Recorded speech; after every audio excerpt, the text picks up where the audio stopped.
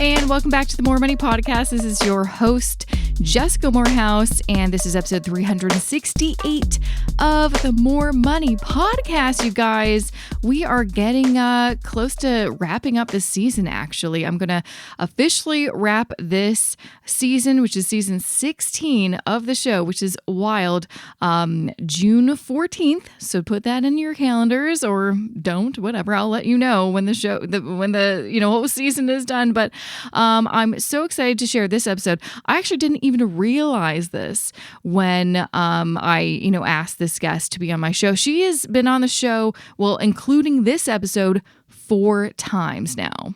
So I'm talking about Shannon Lee Simmons, who was first on the show back in 2018 when she released her first book, Worry-Free Money. That is honestly one of the, I think, go-to books I'm always recommending, especially when people are like, hey, what's a good and kind of modern and thoughtful book by a Canadian author? That is usually my go-to. Read Shannon Lee Simmons' Worry-Free Money. And then she was on the show the next year in 2019 because she had a follow-up book called Living Debt-Free, because she really wanted to have a book specifically on debt, because that is a big focus of her, financial planning practice. That is a big struggle of lots of people. And quite honestly, I'm always pushing that book too, because, when it comes to books that are specifically debt focused, a lot of books out there, honestly, either they're, in my opinion, not irrelevant, but, they've had their time in the sun.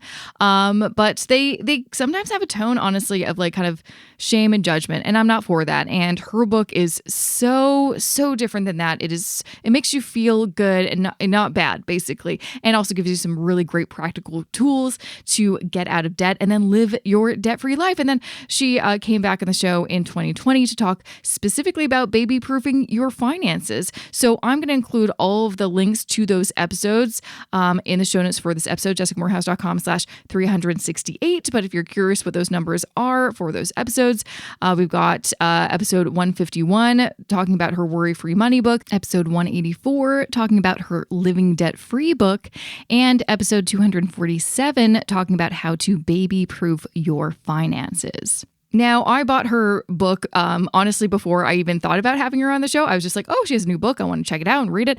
And I loved it because it is not really a personal finance book. It does have some, stories, because she does do a lot of storytelling, sharing kind of the experiences of some of her clients in her financial planning practice. But it's really not a personal finance book. It is a book about how to make smart decisions or better decisions when we are in a time of crisis or when our kind of emotions take over. Which makes sense because she named her book No Regret Decisions, Making Good Choices During Difficult Times. And I feel like this is very still finance related, because when it comes to personal finance, yes, it's about, okay, what should I do? I mean, I guess that is a decision you have to make. What should I do? But honestly, usually the questions that I'm getting in my DMs, in my emails are, should I do this or should I do this? What decision should I make? How do I know if I'm going to make a no regret decision? Most of us don't want to make decisions and then be like, shoot, that was a mistake. That was the wrong decision. But often we make those decisions because, we panic, or we maybe don't have all the information, or we just don't have a really good strategy for making good decisions. And that is what her book really gives you an awesome guide for. And that's what we're going to talk about in this episode. But in case you are new to Shannon, you haven't yet listened to any of those episodes, just to give you an idea of her background, she is an award-winning certified financial planner, public speaker, chartered investment manager, of course, author, and she is also a personal finance writer for the Globe and Mail, as well as CBC Radio's Metro Morning money columnist and a financial expert on the Marilyn Dennis Show. But we've got a lot to unpack and a lot to discuss in the episode, so I know you're going to love it. So without further ado, let me get to that interview with Shannon. Welcome back, Shannon, to the podcast. Number 3, third time is a charm. Thank you so much for coming back on the show. I'm so excited, especially since, we were kind of chatting before I hit record. I'm like, I should be recording this, about why you want to, you've written, this is your 3rd book, and I feel like in a very short amount of time, but these are all such, I believe, necessary books. And I whipped by your book because you're such a great writer. It's just very easy to read. You're just like, yep. And so I'm so excited for no regret decisions. Now, so you've had worry-free money, and then was it debt-free? Living debt-free. Thank you. And then you have no regret decisions. I love how every one of your books has a hyphen. Is that right? Is that just like random? Funny? It's super random. And you are not the first person to notice that. And I hadn't noticed that. And then I was like, oh my God, that's right. Love a hyphen. Love a hyphen. Now it's a thing. Now, I know. Now it's your stick. You've got to do it. You've got to keep on doing it. I love it. But so why did you want to write book number 3? It's very different than number 2. It's not a kind of prescriptive personal finance, though we do talk about finance in it. It is more general, more life, more about life. Do you want to kind of share a little bit more what kind of inspired book number 3? Yeah, I feel like it's like a financial wellness or like life book. I don't know. Yeah. So I get pulled into these. I mean, I've been doing this for a long time. I've been on the front line of financial planning for 15 years at this point. I know. Mm-hmm. And I started to really, as my clientele ages and goes through life, really big things. I'm getting looped into these big questions like, well, me and my partner are separating, or like I've been diagnosed with a critical illness, or now I'm taking care of my aging parents, or like I want to blow up my life and go back to school. And like I have a mortgage and kids, like, can I do that? Like these massive big choices. And because money is how we afford to go back to school, can we afford to put our parent in or like support them if they go into critical care? Can we do all these things with the money? And I get looped into these massive life questions with people when there's the prescription of what this book is about is high emotional stakes. So that we're not talking about whether or not we order pizza Friday and the willpower it takes not to spend extra money. We're talking about high emotional stakes. Like your life will look completely different on the other side of this. So like if you quit your job tomorrow, on Tuesday, Wednesday, your life looks different. So big stakes, high financial stakes, and a ton of uncertainty. And I started to notice a pattern of how I navigate those situations with clients. And it was kind of situationally agnostic. So it didn't matter if someone was going through a divorce, or if they were going through fertility treatment, or if they were going through becoming a caregiver or critical illness or whatever it was. The prescription or the sort of the way that I would walk through that with them, making those big financial choices, was the same. And I started to notice that in around 2018. And then in 2019, I was like, I think there's a book here, because I can apply this again and again and again and again in any situation and help people make no regret decisions. Yeah. And I feel like, especially, it's funny that you had this idea for a book, and I feel like there's never been a better time, because I know you started writing it in 2020 when the world kind of blew up and everyone had these really big decisions, whether it's about their life, their livelihood, their career, their money, like everyone was affected. And what I found, even in my, I did not have certain tools to navigate lots of these, because you were coming from this place of fear, anxiety, of just like adrenaline. And you're like, I need to make a decision now because everything is so important. And it's nice now that there's like a really nice flow and strategy in your book outlined that anyone can apply to any situation. But, and I haven't read that before. I haven't found a book that talks about something like how to make a decision. No one talks to you about that. No one, teaches you about that. No. And the term no regret decisions was really, I mean, sometimes people hum and haw about book titles or whatever, but it was, I actually had that, I knew that that's like what it was, because that's how I had in my own framework with clients, been like, we just need to seek no regrets. And the reason it was no regrets is that we can't control the future. Sometimes if you blow your life up and you go back to school, it didn't work, it doesn't work out the way that you hoped it was. Like, that's a real thing that might happen, it's a real consequence, or it could go perfectly. We don't know. And so you're going to make these decisions today with like, who knows how this is going to play out on the other side? So what can you do in the moment when you're making those decisions? So like, what is important? And I think what I also noticed over my years on the, doing financial planning with people is sometimes things don't work out, and that happens. Life is always going to throw us some curveballs. And the difference between the people when things don't work out, because if things work out, it's fine. But the people where things don't work out, the people who look back at whatever choice it was, whatever thread that pulls through, and say, well, I wouldn't have done anything differently, and that was a good decision with a bad outcome, are happier and less anxious than those people who don't like their current life situation, look back along the thread of decisions and blame themselves and say, that's my fault. I did this.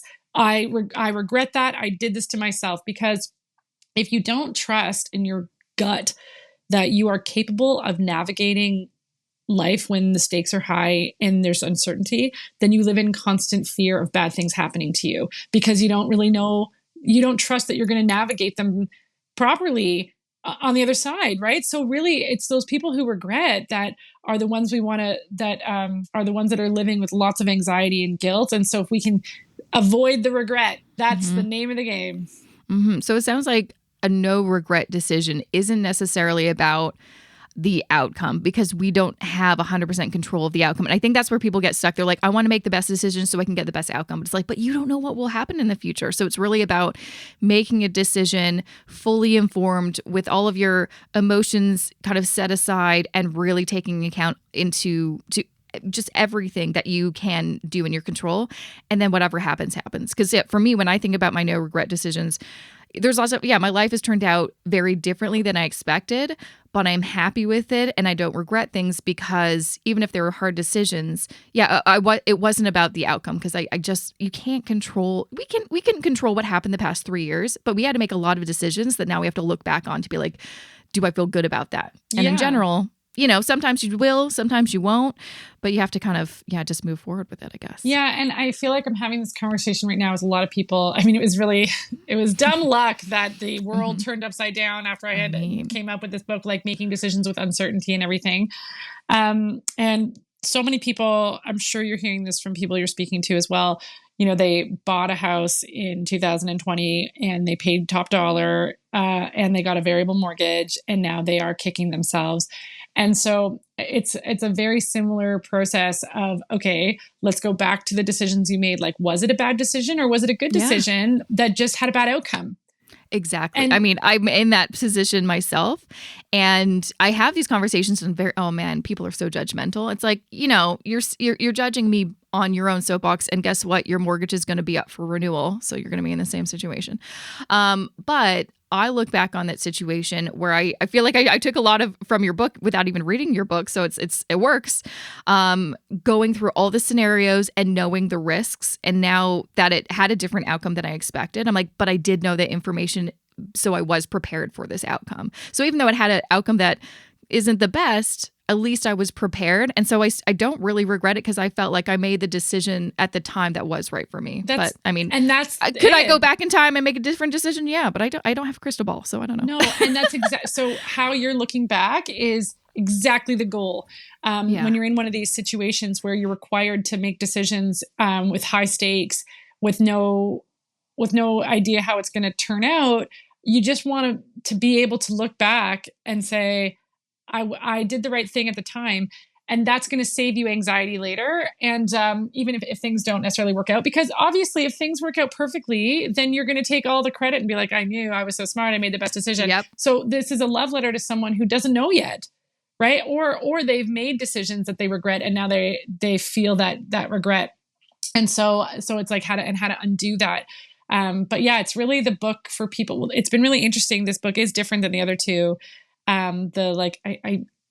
The messages I've been getting, it's not fan mail anymore. It's not the 90s. But like, but I know. Yeah. I like the messages, the DMs, the emails, all that stuff, is different. Like, the first two books are like, this changed my money mindset, my relationship with money, or like I paid off so much debt because of this, or I say like all those things. And this one is like, wow, I'm, going through my 3rd year of fertility, and it's been really hard. And this book helped me to feel good about the choices we're making right now, even though we don't know. And like, it's like the stakes of even the conversations I'm having with people who are reading it is higher, because I think we're all going through a massive transition right now. I think the world getting flipped upside down put all of us into a transition period that we're kind of unpacking. Yeah, no, I completely agree. So what I love about your book too is, and probably part of the reason it was so easy to read, is you give a lot of specific scenarios that people can kind of put themselves into those person's shoes and really kind of see it from that perspective, instead of like, oh, I would have done something differently. It's like, well, if you were in that situation, would you actually though? And one thing that I really like, and I feel like this is such an easy thing that anyone can apply, is the idea of getting 60% to normal. So when your life does flip upside down and it happens all the time. I think we want to make decisions immediately to get back to 100% normal, which just isn't possible. So do you want to kind of share a little bit more about what did you mean by getting back to just a little bit more than half normal? Yeah. So the first part of the book where that's part of that is about just making sure that you're not making decisions in panic mode, which are reactionary decisions that are just like, I want to feel like I'm doing something. I have found that the types of decisions people regret the most are the ones where they were like reactive, or it was made out of anger, or it was like not for the right reasons. And usually that's if you're like panicking. So the example I even use in the book is like, I almost moved my whole family out of a place that we love, a home that we love, a neighborhood that we love, during the first lockdown, because I was like, well, I guess the parks will be closed forever. And this is my life now. And I can't live like this. So we have to do something. That's panic. That's not, Did you consider moving to like the country? Like I considered moving to the country. I had a real estate agent and I was looking at places in the suburbs, which is where I hail from originally. Yes. And so I was like, back home, we're going to get a yard. And so like and then I was actually writing this book. It's so funny. I was writing this book during that time too. And I was like listening in my ears, in my earpods to a conversation I had recorded from 2019 where I was like super Zen and Buddha with a client. And I was like, oh my God, listen to yourself, Shannon. Like you are doing exactly what you're telling this person not to do. And then I was able to do it. But so anyways, the first part of this book is about making sure that you kind of quell that anxiety or that panic, or that you like chill your central nervous system out a little. And getting to 60% normal is something that I have found when someone's life gets like turned upside down. So they've gotten laid off. This is a huge one. Or someone breaks up with them, or there's a divorce all of a sudden out of nowhere. It's like, as soon as someone says, I want to leave, it's like, okay, your life is never going to be the same again, right? Like it's like life as you knew it is now different. Someone dies, so someone passes away, like these big things. It can send our whole routine into a complete chaos, because like even think about the getting laid off thing. And the next day, it's like your whole routine. Like, do you even have to get up? Do you even have to make coffee? Do you do all the things? And so what happens when our life is turned upside down is our brain gets tired of making new decisions, because normally so many of them are just kind of automatic in the morning, right? We get up, we do the thing. We don't even think about it. Like think about why Obama wears like black all the time or whatever, or Steve Jobs in his classic turtleneck, because they don't have to make that decision. Mm-hmm. And so what can happen when your life gets turned upside down is that your routine is so thrown off that you end up just kind of going in circles and staring at the window because you have decision fatigue. And then you don't actually have bandwidth for real decisions that need to be made, right? Like the big ones. And so one of the things I've found over the years that really helps people kind of save that decision-making bandwidth for the ones that matter is honestly trying to make your routine, keeping your routine for whatever it was that was your old normal, doing it at least 60% of the time. So we can all kind of probably attest to this too when the pandemic hit, right? And then people had to work from home. And if they weren't at home and they were in transit, now you were social distancing, and it was all these new routines that we all had to learn, right away. And nothing felt like our life. So bringing your life to 60% normal is like you kind of reach through time and back in the past, and you mindfully and skillfully select habits or small rituals of your day-to-day life. I'm talking about minutia of your life that you used to do that brought you joy and made you calm, that you can kind of pull forward into your current life to maintain some of that kind of like a talisman, almost like a security blanket of ritual and habit and routine that fill you up, but also it makes you have to decide less things because things feel normal for a little bit. So I remember even in the pandemic, one of the things that I was insistent on is like, we would get up, we would get dressed, we would have breakfast, we would make coffee, and we would have a shower. We would keep that routine going, because otherwise it felt like it was chaotic and out of control. Yeah.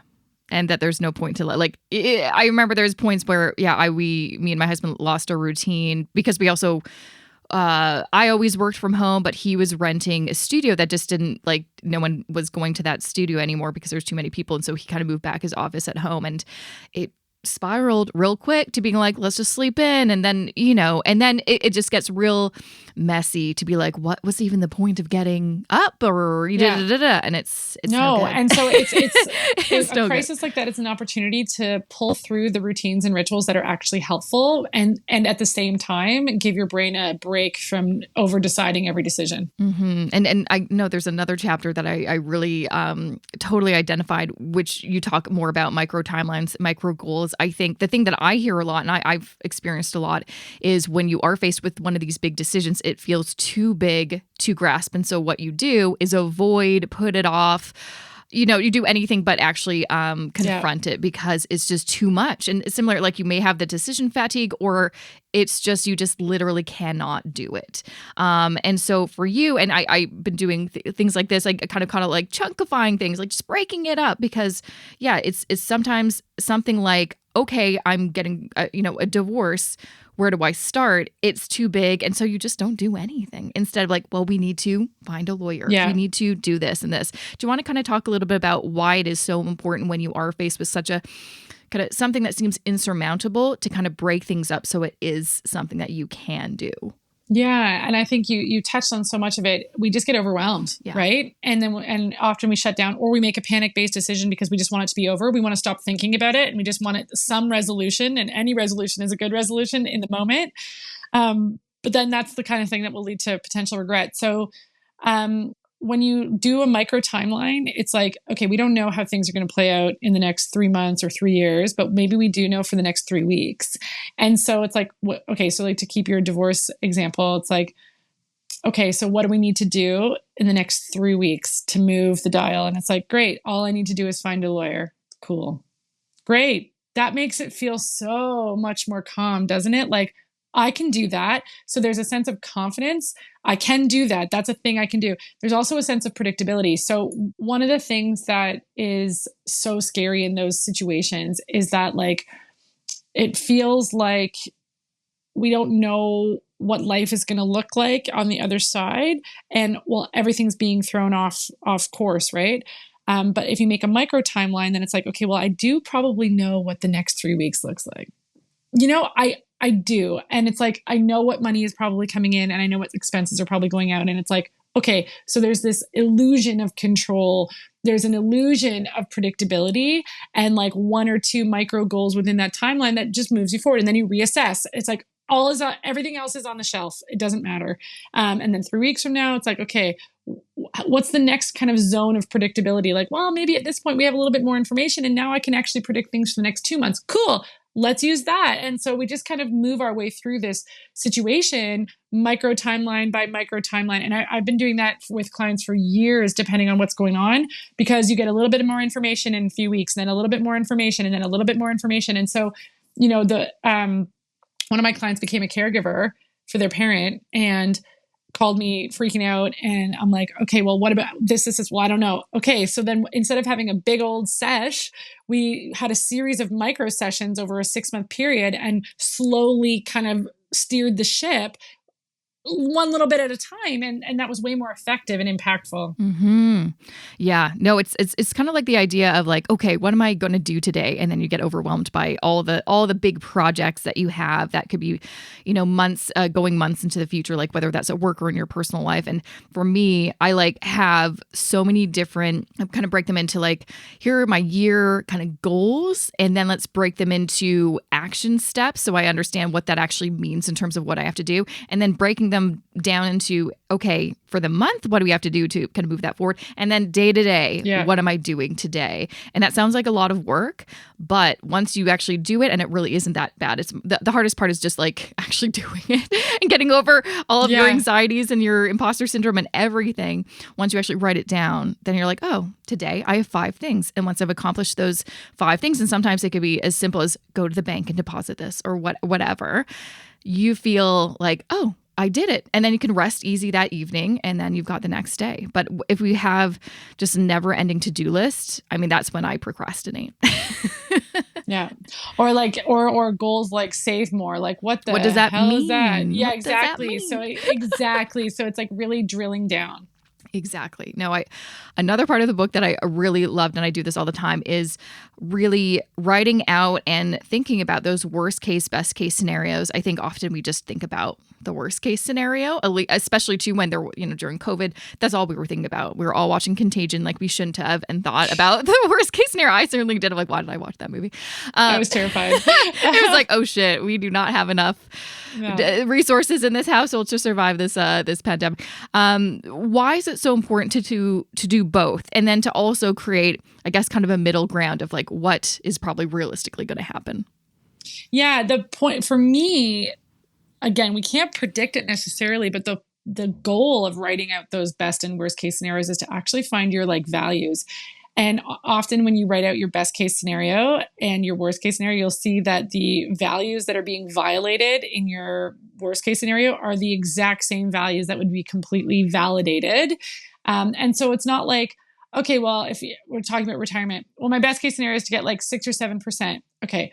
Why? Like drilling down, like what is 6 and 7% going to give you if you get that? Well, then I won't have to worry about money, and I'll have enough money that I can take out X amount per year. Okay, so what is X amount per year adjusted for inflation going to give you? Well, that means I can keep the family cottage. Okay, that's what what's important about the family cottage? Like that's what it's about. It's not about 6 to 7%. It's about keeping the family cottage because your sibling doesn't make as much as you, and you're worried that in retirement the whole financial burden is going to be on you. Okay, now we're talking. So the goal of the best case scenario is to get yourself to a situation where you can keep the family cottage even if your sibling can't contribute. Boom, good. Cool. That's that drilling down to what it actually is. And on the flip side, we would say worst case scenario. Well, now we know losing the family cottage is a worst case scenario. And like, what would that mean? And why is that? And all that stuff.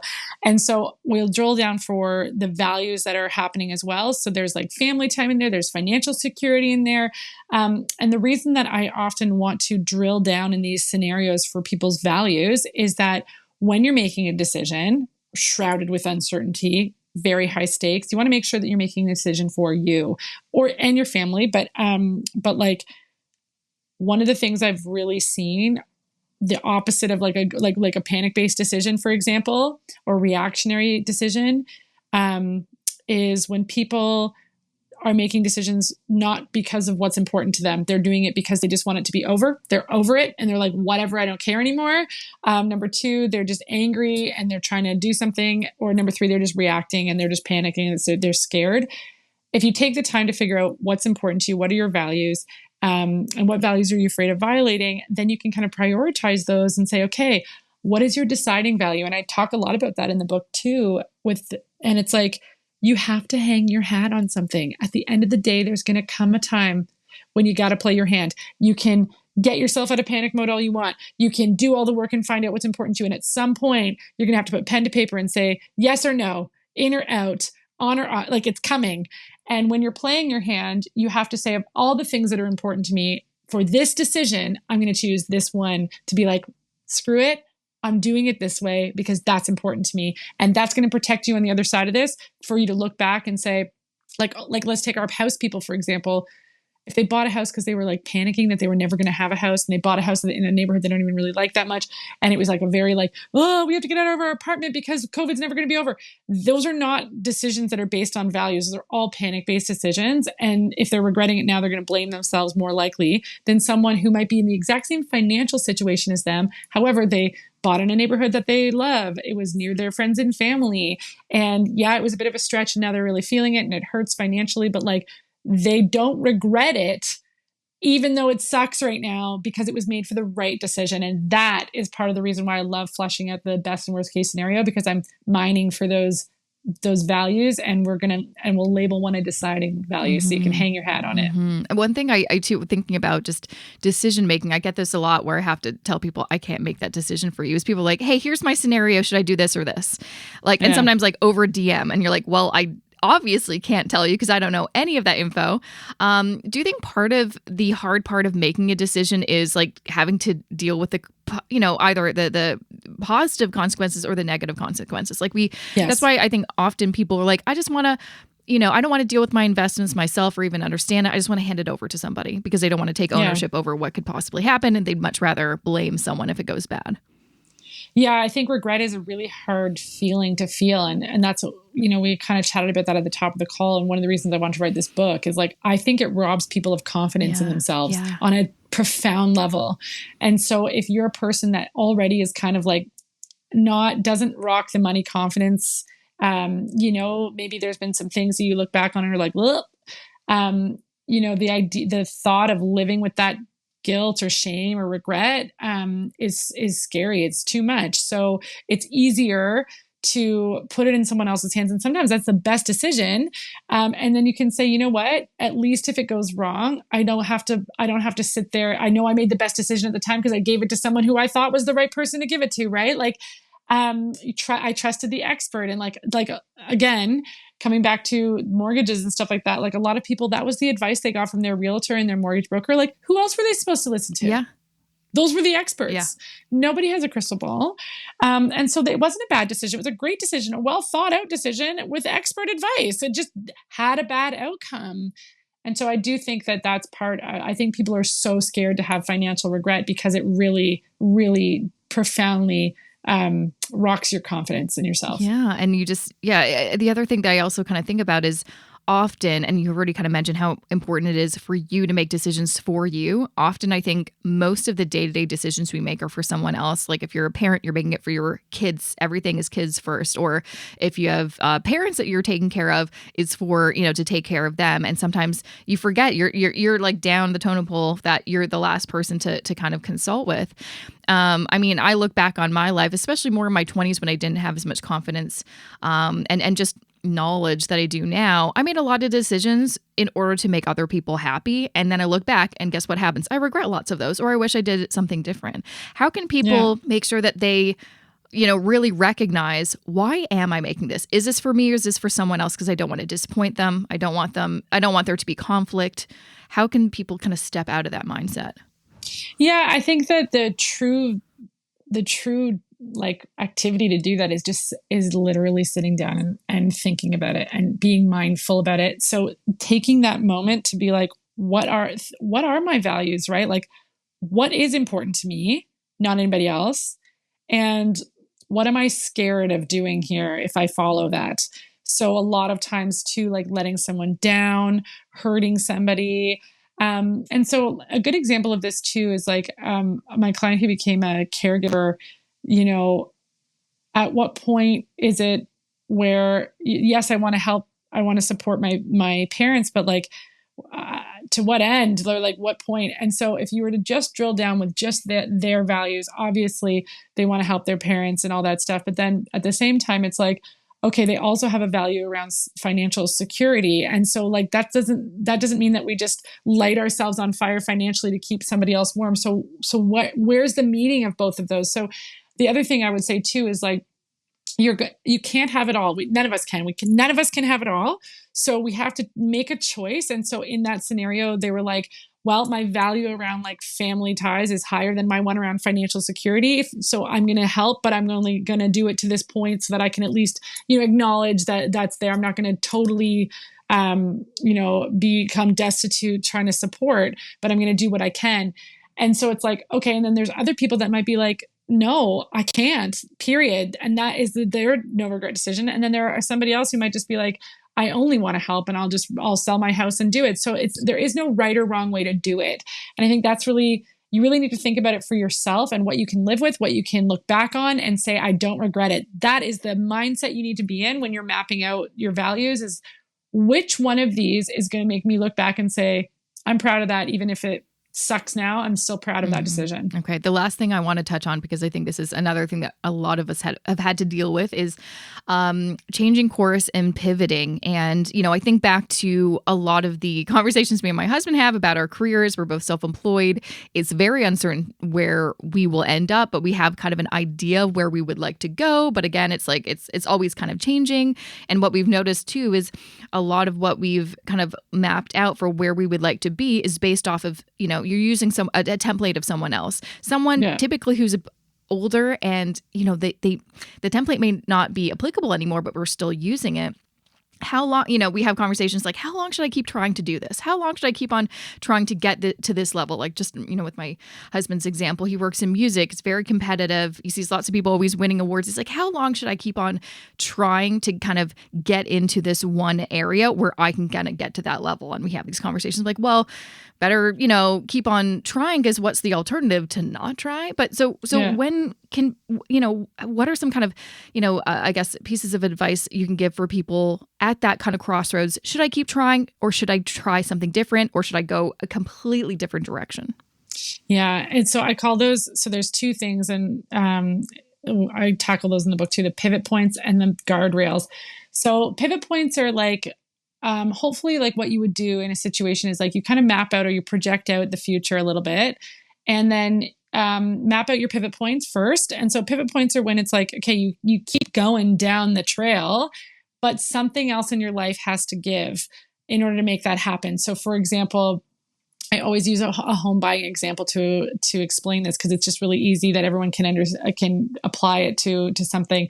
So let's say, for example, your ideal situation to buy a first-time house is $600,000. I say that LOL. Yeah.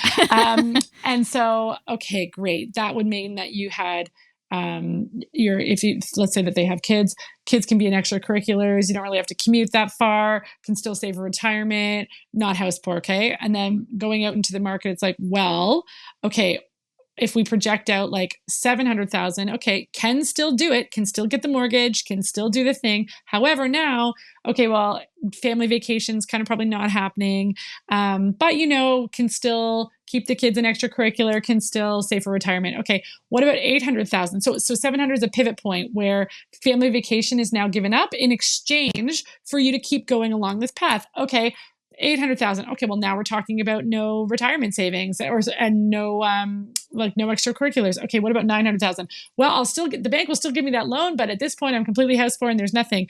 So along your trail, you have all these places where it's not working the way you wanted it to, but you still have choice. You just have to choose whether or not you're willing to give it up. So for example, if it's a career thing, it's like, how long do I go? It's like, okay, well, if it's coming from a financial point of view, it's like, how little do I make before I, call it quits, or how much do I have to make, like one of those things. And then where I would shift something in my life in order to continue to follow my dream, right? Or follow along this path. And then there's guardrails, which are different than pivot points. And so if we go back to our house example, if the house is $1 million and the bank won't give you a loan, that's a money guardrail right there, right? Did someone else put that on you? You can't even buy the house for $1 million, even if you wanted to light yourself on fire financially. And then, but potentially, let's say that 900,000 when you're completely house poor, technically you could get the loan, you could technically buy it, but you're like, no, that sounds like a horrible life for me. I wouldn't even be able to save for retirement. I can't do anything fun. Can't even keep my kids in extracurricular. It would be like hand to mouth every day. So no, I have a money guardrail at $900,000. So anywhere between 600 to 900, fair game. But at 900, I'm calling it quits. It's a no, so that I can look back and not have regret, right? Like, I don't want to regret this decision. So where is that guardrail? And the other guardrail is time, which you kind of mentioned too, is like time and money are our biggest constraints, right? And so it's like, how long do I keep searching for a house within that bandwidth before I just say, screw it, I love my rental and I'm just going to make this work and hope I don't get evicted. You know what I mean? And so how long? So maybe that person was willing to look for 3 years and then just throw in the towel because it's been too long and they just don't want to do that anymore. So I guess the advice is, when you're facing these situations and you don't know how things are going to play out, project it out into the future, map it out, and set those guardrails in place. Like, if you won the lottery tomorrow, and money wasn't an issue, when would you stop?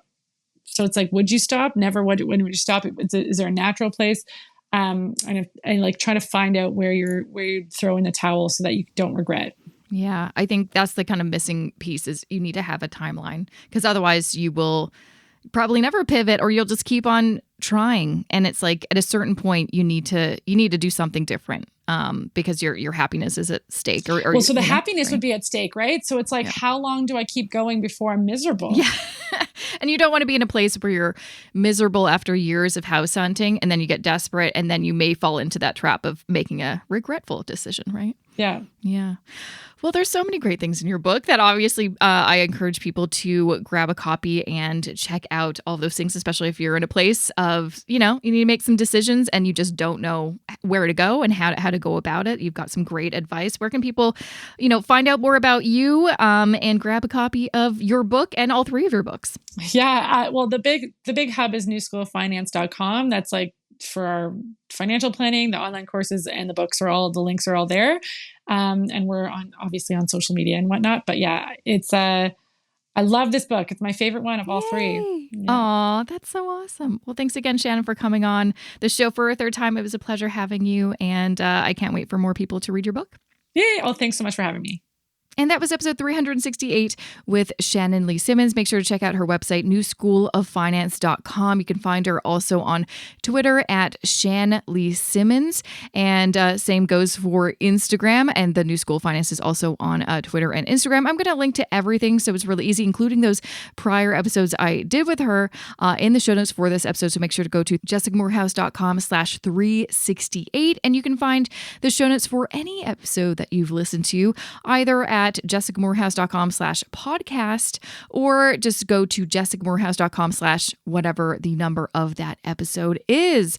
And like always, because she has a brand new book out, I'm going to give away a copy of her new book, No Regret Decisions, which yes, you can enter to win it, but also I highly recommend that you buy it. It really is such an easy, honestly, I read it very quickly. It was just like one of those ones that you could just like digest in a good couple of days and just absorb that information. But especially if you are in a situation in your life where you're like, I don't know how to make decisions, or I need some help here. I need some help. And I honestly can't really think of too many books that really talk about this specific topic. But if you want to enter to win a copy of this book, you can just go to jessicamoorhouse.com/contest and you'll find that book, a bunch of other books that have been featured on this season of the show, and you can enter to win any of the books. And at the end of this season, I will be drawing some winners. And so I will, if you win, you will get an email from me. So really, since we're counting down, we got one more, about a month left of the show. Time's ticking. You don't have too much time left to enter to win, so make sure to do it. All right, just a few other things that I would like to share with you. Number one, so, in her book, and we kind of touched on this too, if you want to make some good decisions with your finances, one of the best ways to kind of get started is honestly to have that plan, that spending plan, a budget. And if you're looking for a way to get started, I do have a number of budget spreadsheets on my website. Honestly, I've helped thousands of people with these very simple and easy to use budget spreadsheets that are good on Google Sheets or Excel. Just go to jessicamoorhouse.com/shop. And another thing is, if you have a hard time making decisions with how to invest your money, well, one way to do that is to take my Wealth Building Blueprint for Canadians course. It is a specific course that I've had for now over 2 years and almost 400 students, which I'm very excited about. And it will teach you how to invest using the passive investing strategy. All the information is specific for Canadians, because I know a lot of online courses out there say that they're good for Canadians, but everything in there is just about 401ks and Roth IRAs, and they're just for Americans. No, everything in this course is tailored for Canadian investors like yourself. So if you want to check that out, just go to jessicamoorhouse.com/course.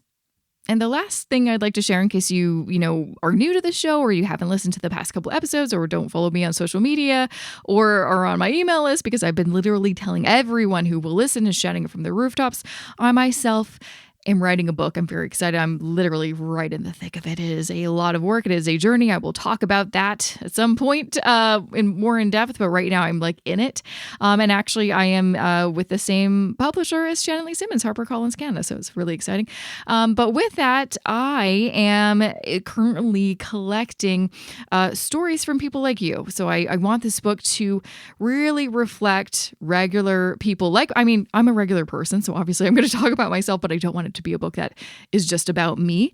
I want it to share stories from people from a variety of backgrounds, different experiences, ages, things like that. And so if you would like to be considered to potentially share your story that will be integrated in my book, I have a application set up, jessicamorehouse.com/interview. The link will also be in the show notes for this episode to find it easy. But yeah, it'll take you 2 seconds to kind of put in some of your details. And if it is a good fit, I will reach out to you and we will have a nice interview. And yeah, it'll be cool. And you can be anonymous if you want to have me change your name. That is totally cool. Yeah, I think most people will probably prefer that because, again, we're going to be talking about some deep issues like, money shame and, how we feel about money and our traumatic experiences and how that's all connected. So lots of fun stuff to think about and talk about in this book. Very exciting.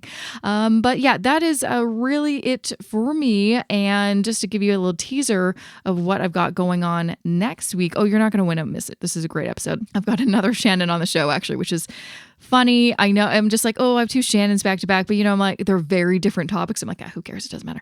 I've got Shannon Craig on the show from Canada Helps. So we're going to be talking about, a topic that I've only done a few episodes on, and really there's not enough, I think, information about this online, which is really about using your money for good, donating money, being charitable. How can we integrate that into our financial lives more? You're going to really like the information in next week's episode, so do not miss it. And yeah, that is it for me. Big shout out to my podcast editor, Matt Rideout, and I will see you back here next Wednesday for a fresh new episode of the More Money Podcast. Have a good rest of your week.